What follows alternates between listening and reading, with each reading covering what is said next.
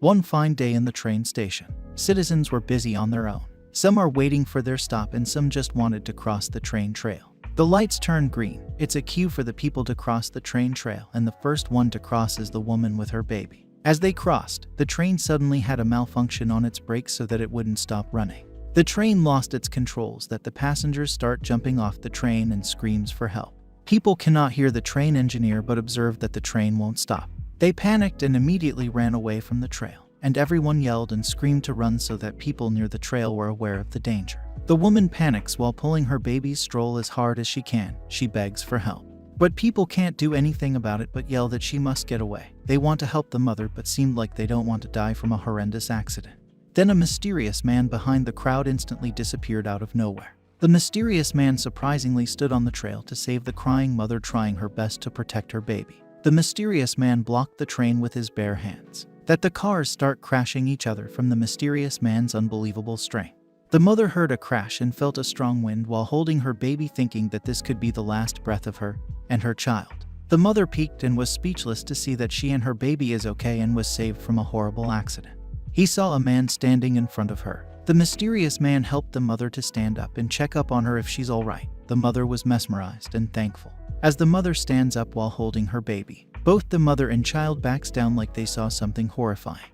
Turns out the mysterious man has a face of a skull. The mother and child were terrified, thinking that death has come for them. If you found this video interesting, don't forget to like, comment, and hit the subscribe button for more content like this. In the mysterious man's place, he woke up to start his daily routine. His name is Zombie. Zom from zombie and Bi from zombie. Apparently, he doesn't know his real name. He doesn't know how old he is nor when did he die. But even though he looks scary and looked like death, he has a dream. He dreamed that he could become friends with the humans. He dreamed that one day he wouldn't be discriminated against and ostracized by people. With his dream in mind, Zombie continued to improve himself, although it is impossible with his appearance. But Zombie believed that as long as he works hard, he will succeed. He believes that to make his dreams possible, he has to help countless humans just by doing a lot of heroic acts like he did on the train trail. Like one time when a plane was about to crash a football stadium. He carries the weight of the plane on his shoulders to avoid crash, but people was distracted to see Zombie's good deed because of his looks. And also, that one time when a fire occurs in a condominium. Parents were crying for help that her children are still inside the building.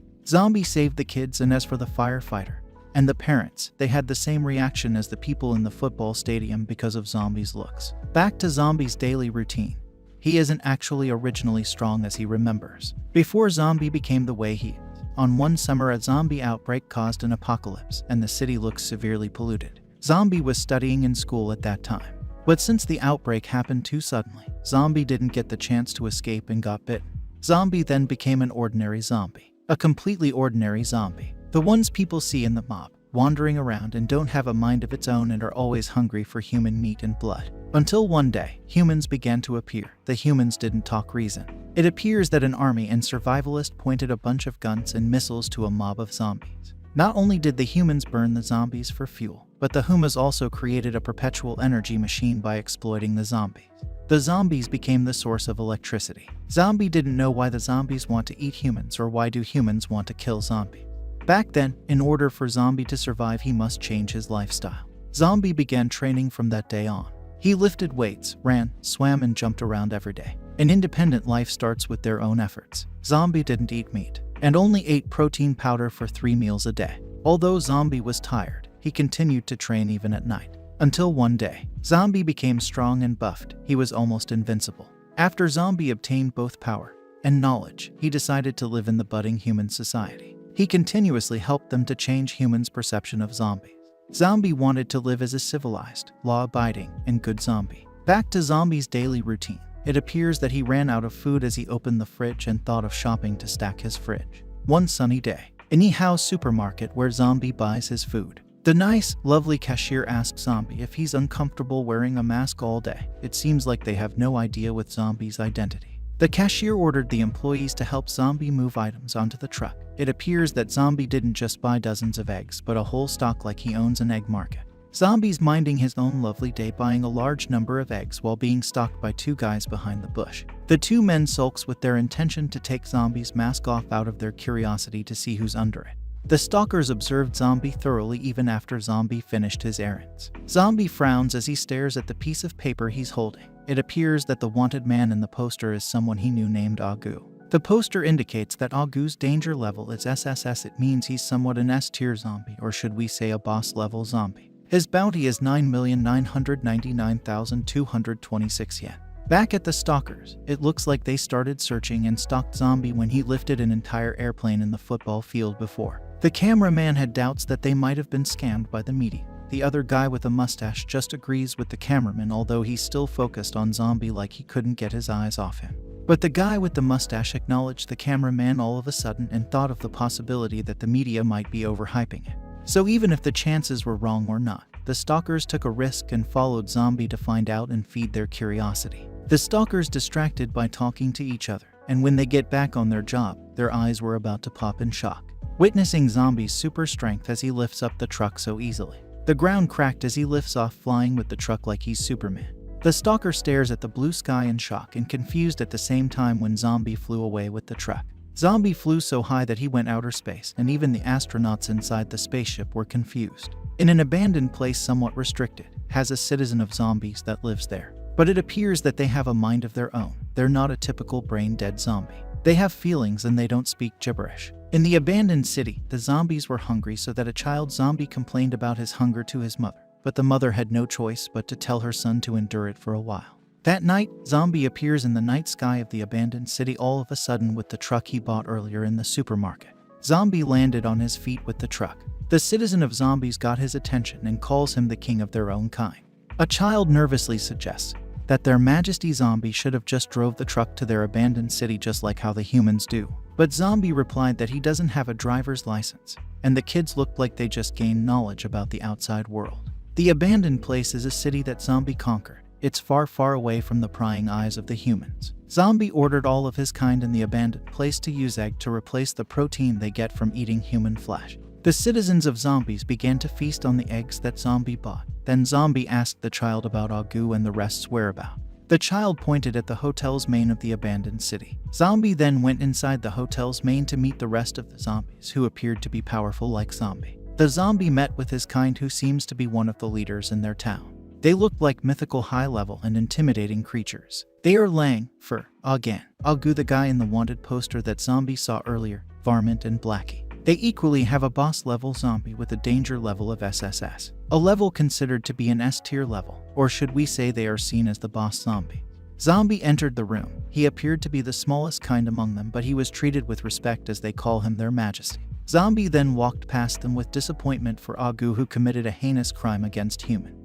Agu apologizes since he loses his control whenever he sees a human being like a predator hunting its prey. Zombie sat on the couch but looked like a king who sat on their throne casually. Zombie's intention for his arrival is to not only feed his people but to also hear some reports from his henchmen. Blackie then comes forward to report some issues he gathered, that they are steadily increasing their numbers, but to hide from the humans, they had to change their base multiple times. Varmint cuts the conversation and adds his vicious determinate intention to just battle the humans, then reasoned out that his chainsaw has begun to rust from not having fresh blood for so long. Zombie lectures Varmint to not be naive since humans can be terrifying. The boss zombies were busy with their meeting until they heard a plane flying near their place. The plane appears to be an Air Force, with a hot lady waiting inside who has motives for the abandoned city. Meanwhile, in the Air Force plane, the woman who gives the impression of a leader in their political organization observes their data statistics. As she looked at the data board, her colleagues informed her that all signals are normal and clear, and for the equipment, it's ready to go. She then asked for the payload. The payload appears to be a huge bomb, the armed nuclear warhead set to detonate in 20 minutes that's going to be dropped in the abandoned city. The woman seemed satisfied to think they're about to bomb the abandoned city. And at the same, she's furious and races towards every zombie looking like she has traumatic experience with it. While the Air Force waits for the huge nuclear warhead to detonate, the boss zombies already sense their appearance above. Varmint, being naive, suggests that he'll go and cut the humans up. But Zombie acts like a leader and doesn't let Varmint go because he's aware that Varmint will lose control as soon as he has contact with the human. Instead, he ordered the other boss zombies to evacuate. Zombie, being a robust leader, insists that he'll take care of the humans for his own kind. It happens to be that not only a plane plans to wipe out the citizens of the abandoned city, but there are also ground units who's about to fire their guns at every zombie they see. While the armies were coming closer to the abandoned city, Zombie ordered his henchmen that they must evacuate and save the civilians for 20 minutes like he's aware and seen the chaos before. The organization looks really prepared. They sent not only a plane and a ground unit but also a skilled person who seemed to be professional in combat. The highly skilled person is hungry to annihilate every zombie he sees. He has confidence to cut down on everyone who goes in his way. The expression of the zombie citizen is not like the other or is usually seen because instead, the zombies feared the humans. Even though they're all rotting and physically dead that became mutant monsters, they still want to live and run as fast as they can to evacuate the place. Meanwhile in the plane, there are also a guy who looks like a mad scientist observing the data statistics. The mad scientist, who appears to be named Faye, was informed by his colleague that the Extraordinaries Academy found the zombies first. The Extraordinaries Academy are the people who shows up with an air force and ground unit. With that information, Faye smirks and rapidly pushes the red button, and turns out that he has an inhumane experiment to use human beings as bait to the zombies. The humans inside the cage were screaming for help with terror in their eyes, trying to be heard that they never signed up in that situation. The cage full of human beings was dropped and the zombies ambushed the cage. As the humans were being ambushed, the ground unit Tima was informed that the other team had detected a human life and ordered Tima to proceed to the marked location to save the caged humans. The armies placed their machine gun on ends of the road and places where the zombies could escape and began shooting at the zombies. But as they shoot, they realized that the zombies can't die. The zombie child held his sibling tight as they were being killed. But their majesty and leader zombie blocked the bullets to save the zombie child and his sibling. But one soldier believes that there's no such thing as an unkillable zombie, and even as there is one, that is only because they aren't using enough firepower. He did not hesitate to shoot his rocket launcher to kill the zombie. As he launched the weapon he used, it creates an explosion. But then interrupted with his fellow man that the zombie he shoots was actually seen by the human society as the extraordinary who has been helping people. He looked at the paper with information about the extraordinary, and it was Zombie, who's famous for always wearing a zombie mask. The soldier who uses the rocket launcher was too stunned that he shoots the wrong target out of his anger towards Zombie. Zombie was even after the explosion and stands perfectly still and awaits to save everyone he can. Back in the Air Force, where the skilled man is about to dive in the sky, was informed that a boss zombie has been detected in Zone B. He instantly dives from the plane without hesitation and fearless. Back to the mad scientist. Faye and his colleague backed up the army. Both of the scientists noticed that the zombie bosses saved almost all the zombie civilians as they looked at the data of the abandoned city. They realized they might have underestimated the zombies, who had a mind of their own. That's when Faye cues his colleague to commit an inhumane act, to drop a bunch of humans in a cage to use as a bait. The zombie civilians ambushed the caged humans since they hadn't consumed human protein for a long time. It's like they relapsed as soon as they sensed a human being. One zombie was so deprived and craves for human flesh for a long time that he began to be transformed into a huge mutant zombie. The mutant zombie growls so loud that Zombie got his attention. It turns out, the mutant zombie was the boss zombie the army detected in Zone B. While the skilled combat man dove into the Zone B, the other team, who felt dumbfounded after wrongfully shot Zombie, who humans recognized as the extraordinary, was also informed of the situation as Zone B. They immediately responded that they're on their way. But their squad leader, who shot Zombie, carries the weight of shooting the wrong target that he panics and ran fast to Zombie. The squad leader thought he severely injured Zombie, that he carries Zombie, and thought of saving his life. The squad leader's team thinks he's making another idiotic move. The squad leader rushly threw Zombie in their vehicle and ordered his team to drive as fast as they can, with his conscience of almost killing an innocent person bothers his mind. The squad leader's team just went with the flow and followed their squad leader's orders since they have no other choice. The red-haired girl still thinks Zombie's wearing a mask and began to be curious about Zombie's identity. She's curious on what could be the reason for Zombie wearing a mask every day. Zombie just nervously laughed since he wasn't really wearing a mask, it's just his bare face. In Zone B, a soldier team fighting the boss zombie kept thinking on how they could defeat it with the zombie who suddenly became a mutant and insanely strong. The boss zombie lifts a bus while growling like a homicidal monster who craves for the soldier team's flesh. The boss monster then threw the bus, but as the bus flew, the Academy's swordsmanship clubs named Marshall, the skilled man in combat, arrived and sliced the bus in half. The soldier team cheered for Marshall and felt certain that they will win with Marshall on their side. Marshall is in his position waiting for the boss zombie's next attack, and as he waits, he ordered the soldier team to save the human civilians and immediately evacuate. Marshall is confident to defeat the boss zombie. On the other side were the squad leader and his team were helping the human civilians to evacuate. While they were saving the human civilians, they also talked about the other team's situation. The squad leader asked the boss zombie's whereabouts and his team mentioned that Marshall already arrived and intercepted it. They were all calmed when they heard Marshall is already fighting the boss zombie, since he's the kind of person who shouldn't be underestimated. Zombie appears to be with them since he was dragged by the squad leader. He cannot stay still because the boss zombie everyone they're talking about seems to be someone he also knew named Little Nine. The red-haired girl who's busy with her task helping people sensed that zombie already left the place and wondered where he could have gone. Back in Zone B where Marshall fights a boss zombie. He stares at the zombie and empathizes with it. He looked them in the eye and what Marshall saw was a human being trapped in a rotting body. He then asked the zombie if they were hurt. The terrifying boss zombie growls again. The boss zombie proceeds to attack Marshall like a predator. As for Marshall, who's known as a skilled swordsman, he opened his katana and slid through the boss zombie. It was so fast that no human being could see that Marshall swung his sword. As he sliced through the boss zombie, he didn't just think of just killing it, but rather helped them escape their rotting bodies. The boss zombie didn't move for a second, then its body began to spread apart in pieces since he was sliced by a very skilled swordsman, Marshall. Marshall packs up and before he walks away, he respectfully prays for his opponent to rest in peace. Marshall was about to go until he notices another zombie. It was Zombie, grieving to a zombie that Marshall killed. Zombie was staring at the sliced dead corpse speechless. Back in the Air Force, they received a report that Marshall already defeated the boss zombie. They all cheered for Marshall. Their president in the Air Force ordered her team to record the event as part of the contribution. Back in Zone B, Zombie, who grieves for his friend, apologizes that they cannot control themselves and it's no one's fault. Marshall then realized that Zombie is one of the zombies. He immediately swung his sword while yelling that all zombies must die. Back in the Air Force, while Marshall picks a fight with Zombie, the team detected another boss-level zombie. They were so calm and overestimated Marshall that they thought Marshall will kill the boss zombie in a second.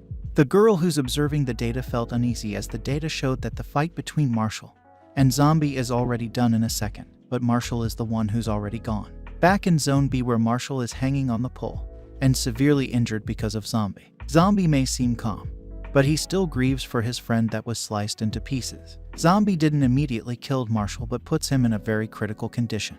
The team on the Air Force began to panic as soon as they saw their data showing Marshall's life signal is almost completely gone by suffering a critical damage. On the other hand, they were worried that they haven't evacuated all the human civilians yet. The president in the team was pissed off that she couldn't even say one word to what happened on Marshall. The event was too stressful for her, especially her racism towards the zombie. She then disappeared on the plane and immediately jumped off to help the ground units to defeat the zombie. The team on the plane warns their president that they must observe how strong the zombie was first as she rushes down to fight a boss-level zombie. The president, who jumped off, carries her sword with her. As she goes down, she chants the name of her move called White Blade Cleave while zombies all confused that a woman suddenly appeared on the sky like a shooting star. When the president swung her sword, it completely broke into pieces as soon as it hit Zombie. The president was in awe to witness Zombie's invincibility. While the president attempted to fight Zombie, she was being constantly warned by her team that she can't just charge without telling them.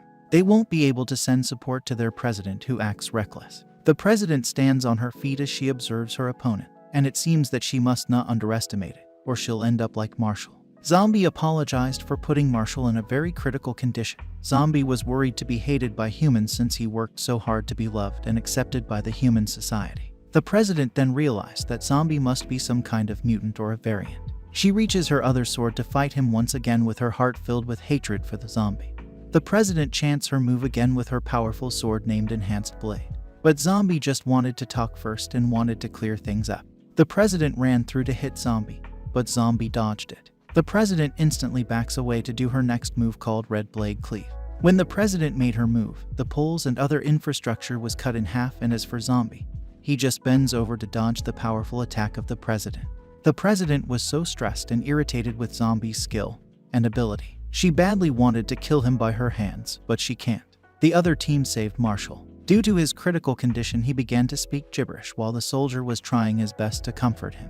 The other team on the Air Force were concerned for their president, that they repeatedly warned her that the human civilians have been evacuated and she must retreat in an instant. Meanwhile, on Zone B, both Zombie and the president are running around. Zombie seems to be not wasting his time since he must save others before the organization bombed the city. The president, on the other hand, forgot the main mission to evacuate the civilians because of her severe hatred of the zombies. She wanted to kill Zombie so bad, not just because Zombie gave an injury to one of her team, it's just pure hatred. The president then asked why Zombie would run away in the middle of their battle that she craves so much. Zombie, who has other important things to do, be chilling, flying, and swinging around away from the president. He responded that there's no way he would stop running away since the president's murderous intention is to cut him in half. The president intends her power by using Lato Level 2. A Lato Level 2 is inspired by the Japanese art of drawing, attack, then sheathing the blade again in successive order. With her Lato Level 2, she was also assisted by her boots with advanced technology that has the same power of a rocket. She then launched herself to caught up with Zombie. As the president finally caught up with Zombie, she swung her sword and successfully hit Zombie and knocked him on the ground. The president believes that she successfully eliminated her target with satisfaction on her face. The president is now content that she finally eliminates Zombie and proceeds to order her team to lower the plane's altitude to pick her up. Back at the mad scientist, Faye was informed by his partner that the human civilians they purr in a cage to be eaten alive were all safe. Faye then remembered that they have a spy who works with the organization that Faye plans to sabotage. The human civilians cheered and jumped around to be saved by the soldiers. The Air Force, who carries a nuke, one of their pilots who works with Faye. The spy was seen by the co-pilot that he looks unusual with the handles and button of the plane. The spy pushes the red button all of a sudden, that it triggers the nuke to launch at the civilians. The nuke that could explode and destroy the whole city was then released. The whole team, who has no idea that they have been sabotaged, celebrates hopes to see their family and home after they saved all the human civilians as their main mission. The pilots yelled and instantly warned everyone to not celebrate yet for the reason that there's a traitor among them and the nuke has already been dropped. Everyone's bewildered, and as they realized what's going on, they panicked at once. Just when the president thought that there's nothing to worry about anymore, stress spread all over her mind when she heard the appalling news and her team reported that an enemy spy has infiltrated them and has dropped the nuclear warhead. The president at the moment gazes at the sky as she perceived the situation.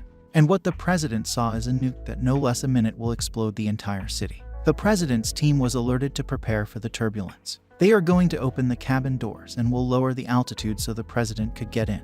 But to make it possible for them to escape the explosion, the president must jump by using Booster, the one she used to catch Zombie. The president tried her best to escape, while her team kept warning her that she must be on board in an instant. But the president's leg booster did not work and had regrets in her eyes as she realized the time she wasted when she jumped off the plane and ran around to chase Zombie when she could have just stayed on the plane and stick with giving orders to her team. She has no idea what to do after using all the leg booster's power. She then felt like an idiot for not charging the leg booster before she even headed out for the mission. She turned on her left side when she sensed like she's being watched. She saw Zombie staring directly at her and seemed to be eavesdropping the whole time she's talking to herself. Zombie grabbed her and spins the president all around, but not for a sweet revenge but to help her get on a plane. By tossing her, the president screamed as she was thrown like a baseball. She luckily got inside the plane and landed on her feet. The president's team was worried and assisted her while she took a deep breath. Instead of being thankful, she was still pissed off by the fact that Zombie's still alive. The nuke is about to land on the city while Zombie on the ground thought of stopping it before it destroys the abandoned city that could possibly kill all the zombie civilians. Zombie huffed and broke the ground as he blasts off. He flew as fast as a rocket. He launched himself to stop the nuke. When he finally approached the nuke, he used only his bare hand. He called his attack the bare-handed nuclear warhead catch, like he invented it not long ago. Everyone in the organization, including the mad scientist, witnessed Zombie's heroic act, and it creates a huge explosion in the sky. The president couldn't believe her eyes as she witnessed that a mutant could possibly be that strong and barehandedly stopped the nuke to explode in the city. Zombie stood on the ground after that. He was not harmed nor injured. The only thing that ripped apart from him were his clothes and made his butt itchy. Meanwhile, in the mad scientist's plane after the explosion, Faye made up his mind to pack things up and leave for now. His partner resists by analyzing the data that there is still a life signature in the area of the explosion. This is not the first for Faye to sabotage the organization named Beyonders Academy, but Faye also believed that it wouldn't be their last also. He will make sure to get to the Beyonders Academy next time, and both the mad scientists proceed to leave the area. Currently on the Beyonders Academy's plane, the president felt embarrassed, like her dignity was crushed, that she couldn't even speak and kept her head low. Two of her team is worried for her since she looks all dejected, but one of her team understood her situation, that the president has spent her life fighting against Zombie, only to be saved by one in the end. The girl approached the president to clear things up about Zombie's identity. Even with all the high-tech equipment they have, they still thought Zombie is a human being. What they thought about Zombie's identity is that he is a masked hero who has become rather famous lately. The team confirmed that zombies have lived in the city for a while, and just like to hide his identity. The president gripped the tablet looking so hard that it cracked, feeling dumbfounded like the squad leader before. After the incident, there was a fine afternoon and people were terrified at Zombie as he passes by looking like a hobo. Zombie went inside to the payphone to call his friends, and Varmint enthusiastically replied that there's no need for Zombie to worry, and they all got out safely. Most of them were fine and are looking for a new place to stay. Zombie's relieved and he promised that he'll find them again if they found a new place to settle down. Back in Zombie's home. After a long, stressful day, Zombie finally went home to relax for a bit. As he was about to enter his apartment, the Beyonders Academy tracked him down by hacking Zombie's apartment's security footage camera. They saw Zombie who's about to enter his place, but Zombie sensed that he's being watched and stared back at them. The president and her team were startled. Zombie, who's minding his own business by working out while playing Face Off by Tech 9 and E featuring The Rock to boost himself up. Zombie's friends, whom he treats as his family, crossed his mind when he saw their picture together. He wonders if his family already settled down and thought of visiting them soon. Zombie was surprised by the president of Beyonders Academy made an unexpected visit by barging herself to Zombie's place. The president ordered his securities to take everything from the kitchen, bathroom, bedroom, pots, bowls, and ladles in Zombie's place. The security spreads to follow the president's order, while Zombie being on the ground disturbed and thinking of calling the police from the unwanted visitors. The president brought out a legal document to introduce her organization called the Beyonders Academy. She informed Zombie that he has been accepted into the academy. Therefore, Zombie is now a member of the Beyonders Academy without his consent, while the president acts as if it's so casual to just barge into someone's home. The president then ordered the security to grab Zombie to drag him out of his home. But Zombie resists since he can't recall joining into some organization he has never heard about. Zombie kept on resisting, fighting the securities that zombies can't go to school, but the Beyonders Academy still thinks he's a human being. The security guards were all injured for fighting Zombie while carrying him out of his own home. The Beyonders Academy put Zombie inside their vehicle while one of the Beyonders Academy's team. The red-headed girl has doubts with the president's decision that she believes it's a little inappropriate since the academy has strict criteria for recruitment. She asked if it's okay to just enlist Zombie on the president's command. The red-headed girl also mentioned that every dormitory in the academy is specially planned out. If the president really wants to take Zombie back to their place, then Zombie has nowhere to stay. But the president insists that Zombie could stay with her, like she desperately wants to recruit Zombie because of his potential that could help the academy.